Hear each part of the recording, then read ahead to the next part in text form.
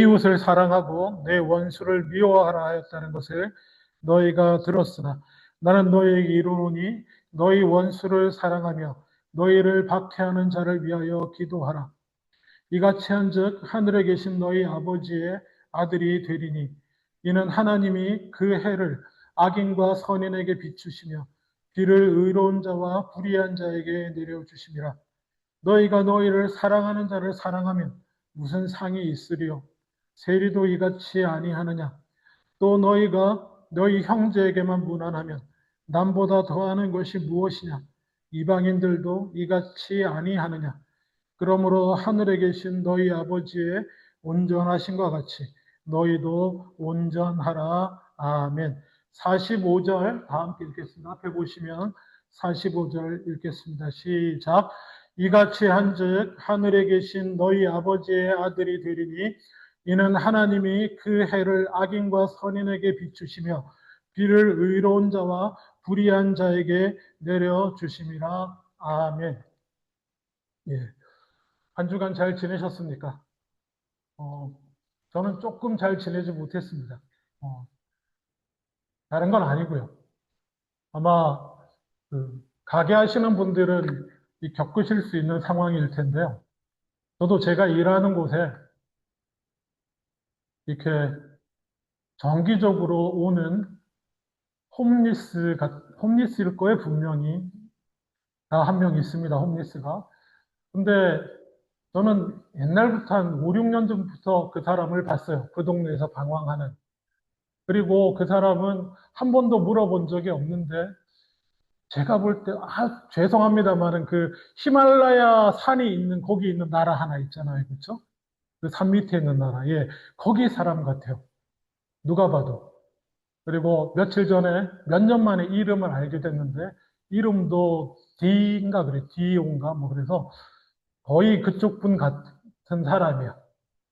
키는 조그마한데 균형은 잡혀 있어서 작아 보이지 않고 되게 단단하고 어, 그렇게 보이는 사람인데, 어떻게 사나 했는데 어떻게 살더라고. 몇 년을 살던데 드디어 이제 처음엔 영어도 하나도 못했는데, 영어도 조금 배웠고, 그래서 그런지 저희 가게를 오기 시작하더라고요. 여기저기서 이렇게 공병을 주워가지고 오기 시작하고, 그래서 저는 뭐, 그래, 이렇게라도 살 방법을 찾았구나 싶어서 이렇게 대하는데, 대하기가 쉽지 않습니다. 이 양반이 꼭 어떻게 하냐면, 갖고 와서 자기가 먼저 세요. 자기가 먼저 센 다음에는 내 앞에 놓고, 저도 세는 게 제 일이거든요. 다 세서 몇 개 하고 찍고 넣으면 이미 넣었어요. 그래서 아무것도 없어요. 그때 꼭 얘기하는 거예요. 내가 셌는데 그거 몇 개인데, 적게가 아니고 많게. 꼭 얘기해요. 24개 이러고 놓으면 내가 썰티. 내가 셌는데 썰티라는 거예요. 갑자기 순간 욱하더라고요. 내가 실수를 해서 한두 개 할 수는 있다고 쳐. 근데 24개가 왜 30개가 되지? 그래서 그냥, 오케이. 그냥 긍휼히 여기는 마음으로 30개 줬어요. 매번 그러니까, 매번. 매번 그런 시도를 해요. 그래서 하루는 앞에 세워놓고 눈앞에서 이거 봐라. 너는 이거 몇 개라고 생각해? 그랬더니 말을 안 하더라고. 그래서 내가 그 앞에서 셌어요. 정확하게 다 센 다음에 몇 개지? 이거 몇 개지? 혹시 영어 잘 모르나 싶어가지고 또 봐. 그래서 하고 뭐 그렇게 대책을 세웠는데 저만 당한 게 아니더라고요. 그래서 우리 일하는 여자애들은 걔를 상종을 안 하려고 그러더라고요. 힘드니까. 그래도 긍휼히 여기는 마음으로 그렇게 해줬는데 나중에는 제가 없는 사이에 또 무슨 사고를 쳤나 봐요. 그래서 듣기로 사장님이 걔를 밴하라고 그랬다는 거예요. 우리 가게 못 오게. 우리 가게 입장 못하게. 그래서 나는 들은 바는 없고 순간 마음속에 얘를 밴을 하면 마음이 좀 복잡하더라고요. 뭐 이거 주워서 하루에 한 몇 불 벌어서 뭐 정부에서 나오는 것도 있겠지만 그렇게 사는 친구 같은데 뭔 잘못을 뭐 아마 했는지는 잘 모르지만 그냥 괜히 내 마음에 사장님이 배인하라고 했지만 나도 그 짬밥이 되니까 그리고 내가 목 산 것도 알고 하니까 그냥 내 결단으로 한 번만 봐주자. 애들이 막 저 앞에 들어오니까 쟤 밴해야 된다고. 그래서 오케이 이번만 하자. 그래서 받아줬어요. 받아주고 그렇게 그렇게 쭉 갔는데 별일 없이 갔는데 얘가 우리 가게에서 이제 병을 받아 놓으면 밖에 쌓아 놓거든요. 내가 무슨 거 밖을 체크할 일이 있어 나갔는데 얘가 우리 병 쌓아 놓은 거에서 또 우리 가게 틀에 이만한 데다가 병을 가득 이렇게 쌓아가지고 나가다가 나랑 딱 부딪혔는데 그 순간에 이렇게 속에 마음에 여러 가지 생각이 들었어요. 여러 가지. 내가 사장님이 밴하라고 한 거를 괜히 내가 목사라고 내가 오지랖을 부려서 이게 또, 뭐, 액수로 치면 얼마 되지 않지만 이 일을 뭐 하여튼, 그래서 막 여러 가지 복잡하더라고. 그래서 그냥 그 자리에서 밴을 안 했었는데 너 이제 우리 가게 오면 안 돼. 응? 다른 데로 가. 우리 가게 오지 마 하고 거기서 소리 지르고 내쫓았어요. 그렇게 내쫓았고, 그러고 계속 오는 거를 한번 내가 단단히 그런 짓 하면 안 된다라고 응? 좀 이렇게 그런 짓 하면 너한테 손해다라는 걸 좀 가르쳐 주고 싶어서 그 문 앞에 나타만 나도 제가 소리 지르고 너는 여기 오면 안 돼. 다른 가게로. 뭐 몇 번 사정하고 그래도 제가 며칠을 그렇게 했어요. 어. 다른 뜻이 아니고 제가 걔를 영원히 배날 생각은 없었어요. 아무도 그렇게 하지 않거든요. 적어도 한 달은 네가 고생을 좀 해봐라. 약간 이런 마인드 였고 가게가 쭉 그렇게 해요. 사장님도 내가 배한 거 그냥 내가 받으면 그런가 보다 하고 지나가고 하는 사장님이 배한 것도 그러는데 손님하고 제가 이렇게 얘기를 하고 있는데 어, 걔가 갑자기 블랭킷 담요 같은 걸 하나 들고 뚜벅뚜벅 들어오는 거예요. 막 너 오면 안 돼. 얘기하는데 그런 거 상관 안 하고 막 들어와요. 막 들어오더니 블랭킷을 내 앞에 딱 놓고 이 가게에서 이 블랭킷 봤냐. 그래서 얘가 갑자기 뭐지? 했는데 봤거든요. 옷이나 뭐 이런 거 다 받아요. 그래서 그거 받는다 그랬더니 내 손님하고 얘기하는 중이어서 그거 받아 하고 내가 손님하고 얘기를 하려는 찰나에 그 블랭킷에다가 뭔가를 싸서 총알같이 달려나갔어요. 그게 뭐냐? 우리 가게 애들 팁 담는 통 있잖아요. 번쩍 생각이 들더라고요. 앞에 이렇게 담요를 딱 내놓으면서 팁자를 덮었어요. 이렇게. 딱 덮고는 이거 봤냐고 얘기하고 봤지 그러고 내가 손님 이분하고 먼저 얘기를 해야 되니까 하는 중에 들고 폈어요. 그러니 이제 뒤에서 막 일하는 인도 여자애 하나 있는데 막 온갖 F 들어가는 욕을 하면서 나는 못 나가고 이렇게 쫓아나가서 잡으려고 그랬는데 내 세상에 그렇게 빠른 사람 참 오랜만에 봤네. 순식간에 사라지고 어 그러면서 이제 뭐 가게 분위기 어떨 것 같아요? 옆에 애들 난리 났죠. 뭐 걔에 대한 온갖 말을 하는 게 온갖 욕을 온갖 얘기를 하고 뭐 옛날부터 반 어쩌고 저쩌고 막 몇 마디만 알아들어도 막 F가 왔다 갔다 하고 막 애들이 그러는데 저는 마음이 참 복잡했어요. 그 가운데 약간의 죄책감도 들고 내가 그를 밴한 것을 그렇게 극한으로 몰았나? 내가 내가 그냥 밴하지 않았으면 다시는 이러지 마 그러고 내보냈으면 어, 이 여기 뭔가 그러니까 그것도 훔치는 거지만 이거 훔치는 것까지는 안 하지 않았을까? 뭐 이런 그런 생각 가운데 마음이 무거운 가운데 지들끼리 막 욕하는 중에 언젠가 말씀드렸다시피 그 도미니카 애가 하나 있거든요. 제일 어린 애인데 크리스찬인 도미니카 애가 내가 지들 얘기 막 그러고 있는 걸 그냥 아무 말 안 하고 지켜보고 있으니까 내가 목사인가 아니까 쓱 보더니 하이 페스토 그래도 너는 제일 위해서 기도해야 되겠지? 이러는 거야. 그래서 순간 예. 야, 근데 마음이 좀 힘들다, 나도. 너네 봤지? 걔는 여기 오기 전에 계획을 했어. 어떻게, 그, 이 뭐 우발적이거나 이런 것도 아니고, 어떤 식으로 해서 이거를 탁 해서, 응? 내가 손님하고 얘기하고 있는 틈을 타고, 그리고 블랭켓을 들고, 이 블랭켓 가지고 받느냐고 질문하면서, 이거를 내 시선을 거기로 돌린 다음에, 그 팁통을 딱 들고 튀려고 다 계획을 한 거를 생각을 하니까 쉽지는 않다. 기도하라고 하는데 그래 그래도 기도해야지 뭐 이러고 그 친구하고 얘기하고 말았는데 참 목사가 힘듭니다. 여기서 어, 그러면서 그냥 말씀드리면 그 순간에 이 말씀이 제 마음속에 떠올랐습니다. 오늘 본문이에요. 오늘 본문 중에 특히 45절 하나님이 그 해를 악인과 선인에게 비추시며 비를 의로운 자와 불의한 자에게 내려주신다.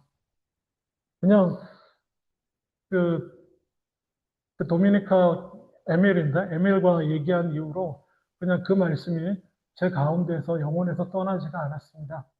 하나님은 의로운 자나 불의한 자나 비를 내리시고 하나님은 해를 비추시고 악한 자나 너희가 악한 자라고 정확하게 말하면 이렇습니다. 너희가 악한 자라고 생각하든 자든지 선한 자라고 생각하든지 간에 하나님은 어, 해를 비추시고 비를 주신다는 말씀이 떠나지 않아서 왜 이 말씀을 주셨을까? 그래서 그냥 오늘 그냥 그 이후로 계속 이 본문만 붙들고 있다가 여러분과 오늘 좀 나누기를 원합니다. 처음 보십시오. 자, 또 내 이웃을 사랑하고 내 원수를 미워하라 하였다는 것을 너희가 들었으나. 자, 이 예수님이 제자들에게 하시는 말씀이에요. 자, 여러분, 첫 줄 보십시오. 이웃을 사랑하고 원수를 미워하라. 성경에 나옵니까? 안 나옵니까? 여기 나오네요. 아니, 여기 말고. 여기 말고, 구약 성경에, 예수님 시절에는 신약 성경이 기록되지 않았으니까 늘 구약의 말씀을 인용하는 건데, 너희가 이렇게 들었다. 네 이웃을 사랑하고 네 원수를 미워하라고 너희가 들었다. 성경에 있나요? 없나요? 죄송합니다. 여러분이 시험에 들게 한 것 같은데. 예. 정확히 말하면 앞부분은 있습니다. 신명기 말씀에. 레위기 말씀에 레위기 19장 18절에 원수를 갚지 말며 동포를 원망하지 말고 네 이웃 사랑하기를 내 자신과 같이 사랑하라고 레위기 말씀에 있어요. 근데 내 원수를 미워하라는 말은 없습니다. 성경에 나오지 않습니다.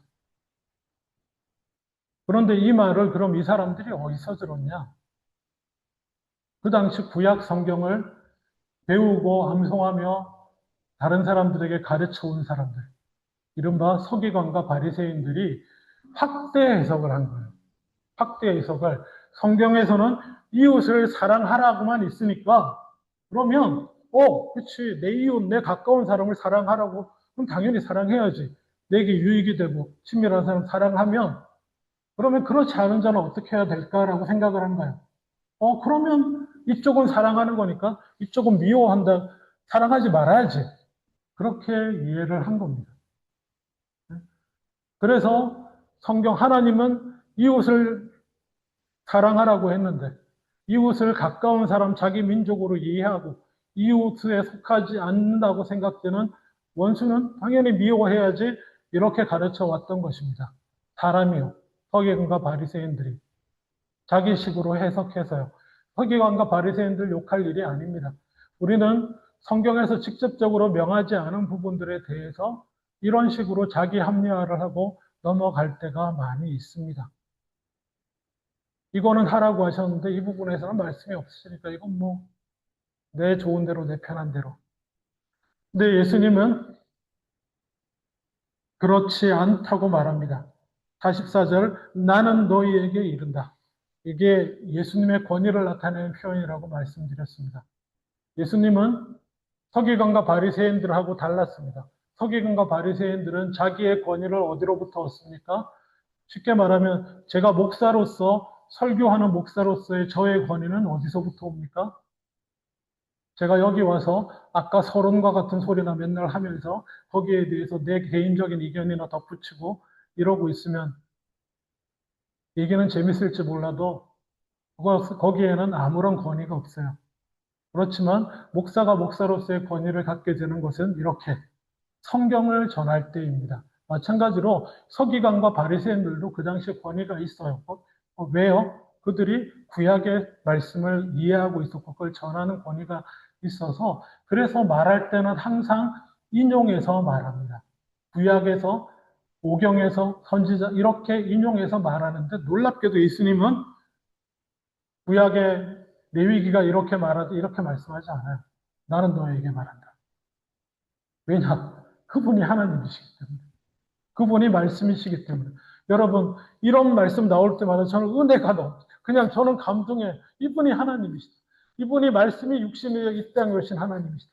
그래서 저처럼 목사, 지금 현대의 목사나 과거의 서기관이나 바리새인처럼 성경 말씀 어디 몇 장 몇 절에 이게 이렇게 말하지 않아요. 나는 너에게 전한다. 나는 너에게 말한다. 그리고 그 예수님이 하나님의 말씀을 이렇게 선포하십니다. 원수를 사랑할 뿐만 아니라 원수를 미워하는 게 아니라 원수를 사랑할 뿐만 아니라 너희를 박해하는 자를 위해서도 너희는 기도해야 된다. 45절의 말을 빌리자면 악인이라고 생각하는 우리 입장에서는 우리를 박해하는 자, 나를 힘들게 하는 자는 선인입니까? 악인입니까? 네? 정신적으로나 육체적으로나 하여튼 어떤 형식으로든지 나를 괴롭게 하고 내 가족, 내 공동체를 힘들고 어렵게 하는 자는 선인입니까? 악인입니까? 우리는 자연스럽게 악으로 규정하게 됩니다. 그리고 더 나아가서는 원수가 됩니다. 원수라고 말은 안 하지만 원수가 되는데 하나님의 뜻은 이것입니다. 원수를 사랑하고 그래서 너희가 악인이라고 생각하는 그 자를 위해서 기도해야 된다. 그 도미니카 친구가 이 성경을 알고 나한테 그래도 목사님은 기도해야 되지 않나요? 라고 했는지는 모르겠습니다. 근데 여러분, 한 가지 문제가 있습니다. 그 자리에서는 제가 그냥 제 마음이 괜히 무겁고 아파서 아무 생각이 없어서 얘기해 주지 못했는데 나중에 얘기해 줄까 싶어요. 나만 기도하냐? 넌 예수 안 믿냐? 넌 크리스찬 아니냐? 목사만 예수 따르니? 아니, 근데 지금 하는 얘기예요. 네? 여러분, 목사님은 기도해야 되지 않습니까? 그렇게 얘기하지 마십시오. 저와 여러분이 기도해야 될 줄로 믿습니다. 내 원수를 위해서. 내가 악하다고 여기는 그 자를 위해서, 그 사람을 위해서 기도해야 될 줄로 믿습니다. 그러면서 예수님께서 놀라운 선언을 하십니다. 어떤 선언이냐 하면 45절 보세요. 이같이 한즉 하늘에 계신 너희 아버지의 아들이, 딸이 된다. 딸이 되리니. 여기서는 뭐 해석할 게 좀 많이 있습니다. 구원은 어떻게 받습니까? 성경 전체를 봐야 돼요. 구원은 믿음으로 얻습니다. 예수를 믿음으로 얻고 구원은 우리가 어떤 행동을 하기 때문에 얻는 건 아니에요. 그래서 여기서 우리가 예수님이 하신 말씀을 하나님의 자녀가 된다. 너희가 원수를 사랑하고 그것을 위해 기도할 수 있는 그런 실천을 할 때 그 공로로 하나님의 자녀가 된다라는 뜻이 아니에요. 보다 정확하게 이해를 하면 너희가 나를 믿기 때문에 내가 전하는 걸, 내가 하나님의 아들인 걸 믿고 내 말씀이 하나님의 말씀인 것을 내가 선포하는 것처럼 믿고 그것을 믿기 때문에 원수를 사랑하고 내가 악인이라고 생각하는 그들을 위해서 기도한다면 그러면 너는 내 자녀인 것이 드러나게 된다는 거예요. 네가 나 믿는 사람인 것이 드러난다. 빛이 되고 하나님께 영광이 되고 그런 뜻이에요. 예수님 이런 식으로 말씀 많이 하세요. 화평케 하는 자는 복이 있나니 너희가 하나님의 자녀가 피스메이커가 하나님의 자녀가 된다. 그 화평케 하는 공로를 이루어야 그런 게 아니고 하나님의 자녀라 일컬음을 받고 인정받고 하나님 앞에서 사람 앞에서 드러나게 되는 것이다라는 건데 그 중에 중요한 핵심 중에 하나가 이같이 한 자, 원수를 사랑하고 나를 힘들게 하는 자를 위해서 기도하고 그러는 것이 내가 그리스도인임을 내가 하나님의 아들임이 스스로에게나 세상 사람들에게나 하나님에게나 드러나고 나타나고 확신이 되는 길임을 기억하실 수 있기를 원합니다. 그러시면서 놀라운 말씀을 주시는데 하나님은 그 해를 의인과 선인에게 비추시며 비를 의로운 자와 불의한 자에게 내려주심입니다. 아멘. 여러분, 이 말씀 어떻게 다가오세요? 하나님은 햇빛과 비라고 하는 은혜를 예수 믿고 의롭게 살려고 예수는 나나 예수도 안 믿고 지 열심으로 살고 예수 믿고 그래서 용서하고 받아들이려고 하는 나를 우습게 여기며 사는 그도 축복하신대요. 어떻습니까? 인정하십니까?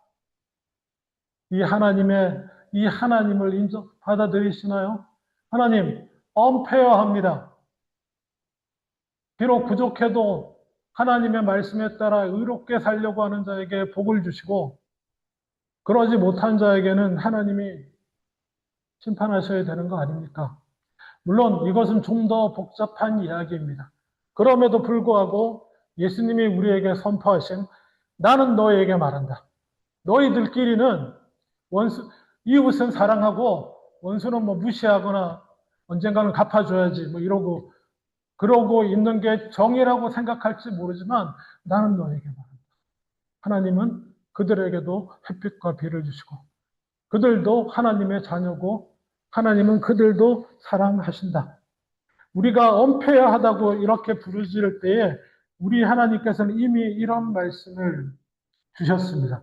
구약성경 에스겔서 18장 26절 29절 그때나 마찬가지로 그때 이스라엘 백성도 하나님 이거는 엄폐어합니다 한 것 같아요.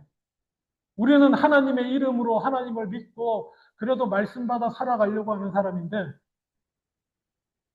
하나님 앞에 불공정하다고 얘기했을 때 에스겔 선지자를 통해서 하나님이 이런 말씀을 주십니다.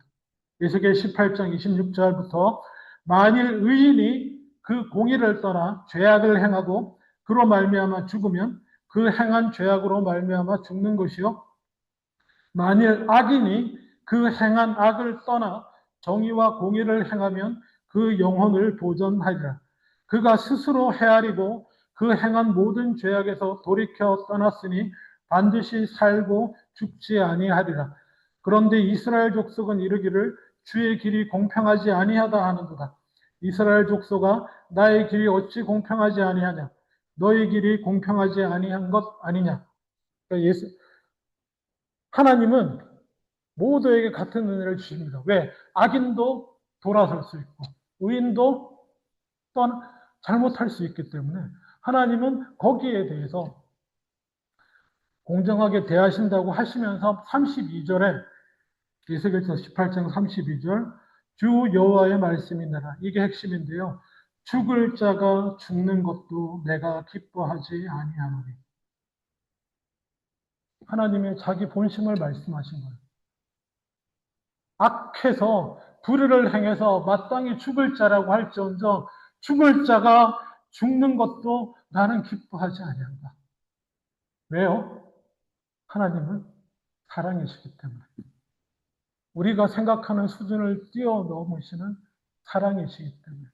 그의 거룩하심 때문에 마땅히 공의를 세우고 정의를 세우고 의로운 자는 살고 악한 자는 뭐 죽을 죄를 지은 자는 죽어야 될지 모르지만 하나님은 나는 사랑이다. 나는 마땅히 죽어야 될 자가 죽는 것도 나는 기쁘지 않다. 그럼 하나님 뭐가 기쁘시다는 겁니까? 그가 돌이켜서 그가 아무리 악을 행하고 아무리 나쁜 짓을 해도 돌이켜서 의의 길로 들어오고 하나님을 알게 되고 바른 길 회개하고 바른 길로 살아가는 것이 나의 기쁨이라고 말씀해 주신 거예요. 주님 엄폐해야 합니다. 저 나쁜 놈을 하나님도 안 믿고 뺀질거리는 저 놈을 왜 축복하세요? 왜 죄를 잘 되게 하세요? 이건 불공평해요. 나는 시간과 내 노력과 많은 걸 들여서 하나님 앞에 수고하고 헌신하고 있는데 거기에 대한 하나님의 답변입니다. 그래 그렇게 열심히 네가 범죄하면 나는 너를 책망할 것이고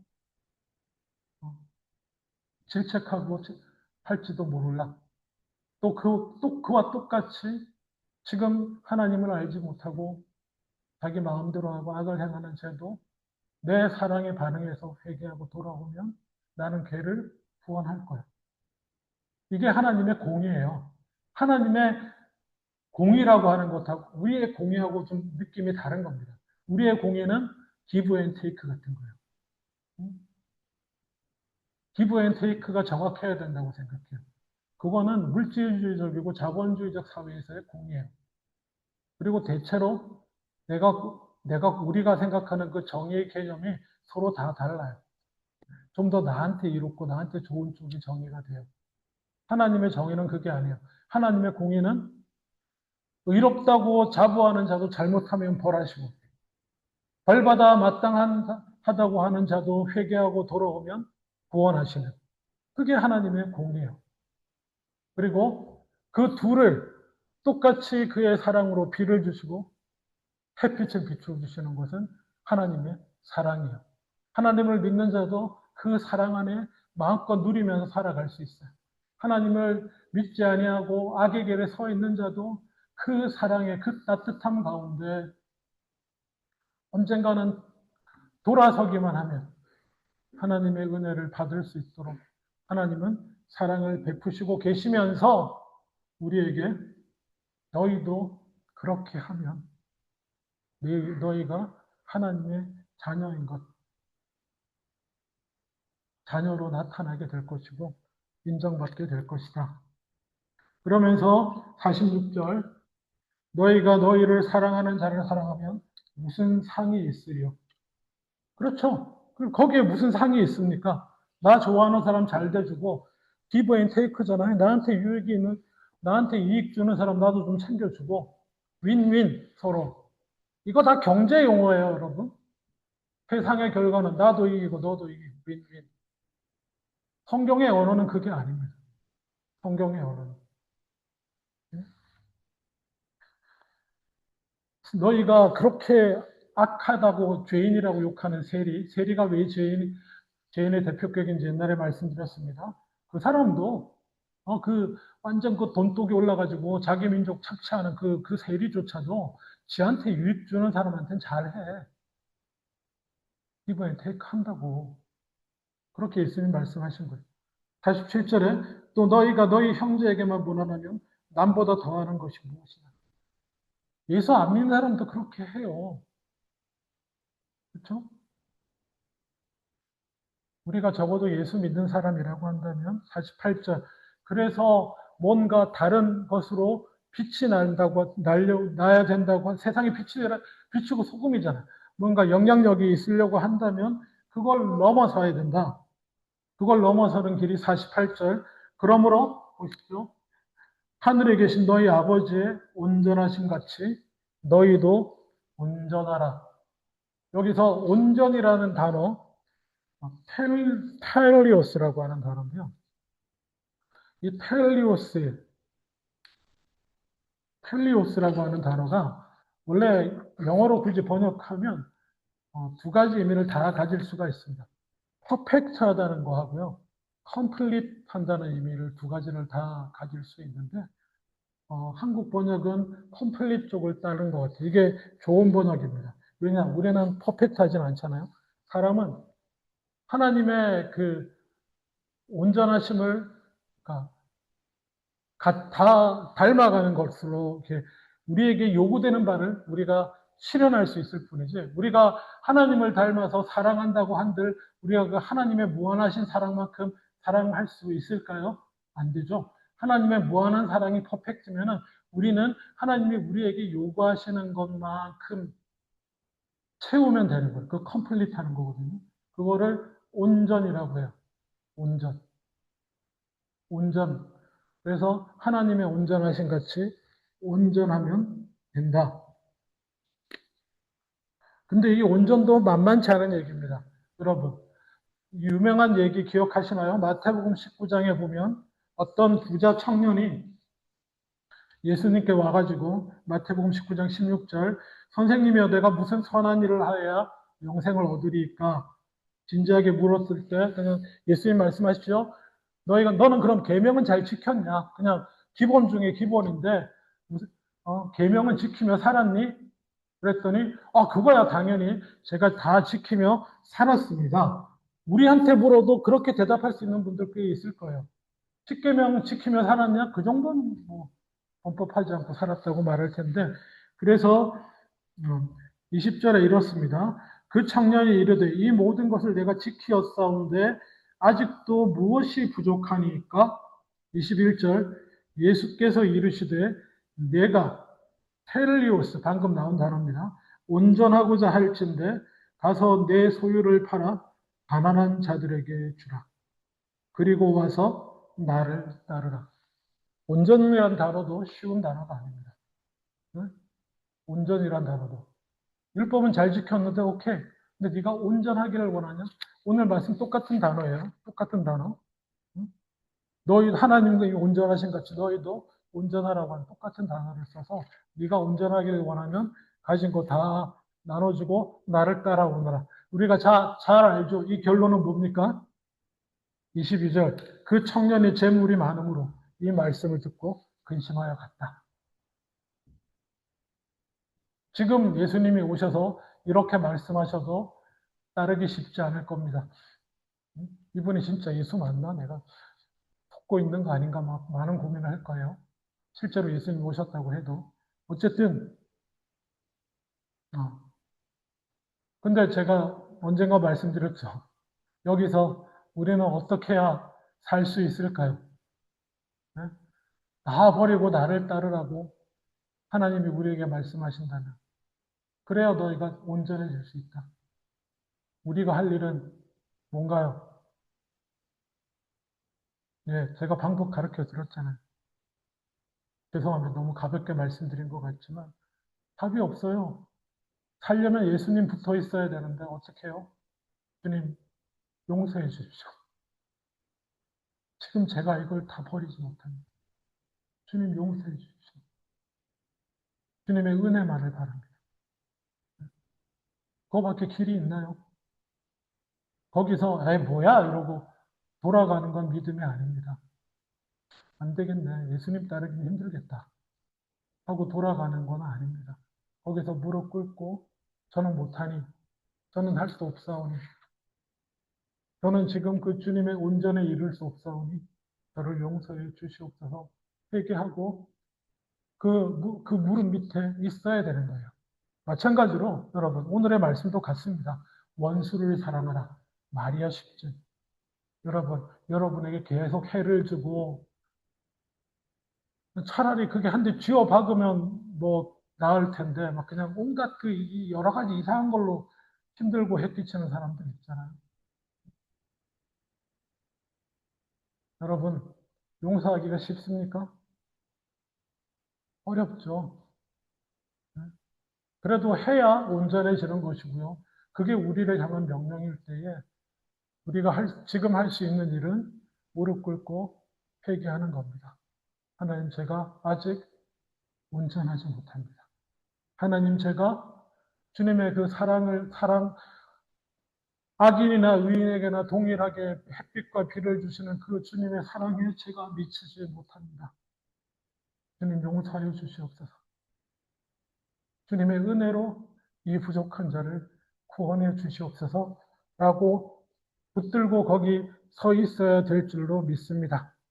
그러다 그렇게 살면, 그렇게 믿음으로 붙들고 살면 하나님의 은혜로 어느 날 작은 부분에서나마 한 걸음씩 한 걸음씩 주님이 우리에게 원하시는 온전을 이루어 나갈 때가 있는 줄로 믿습니다.